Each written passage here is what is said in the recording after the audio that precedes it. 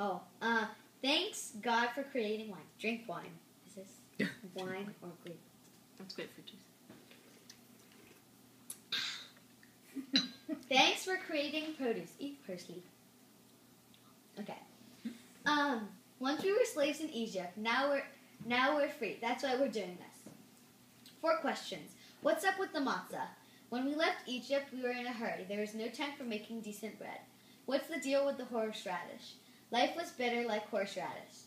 What's the dipping of the herbs? It's called symbolism. What's the whole slouching at the table business? Free people get to slouch. A funny story.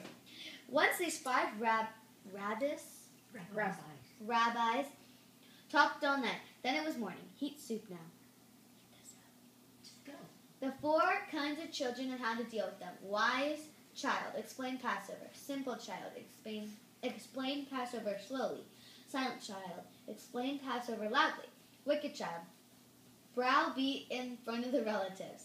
Speaking of children, we hid some matzah. Whoever finds it gets $5. The story of Passover. Who made up the amount? It's a long time ago. We were slaves in Egypt.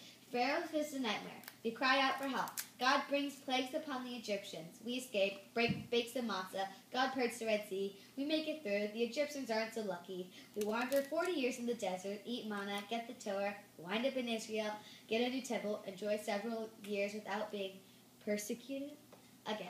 Let brisket cool now. The 10 plagues: blood, frogs, lice, you name it. The singing of Dayenu. Dying. Okay.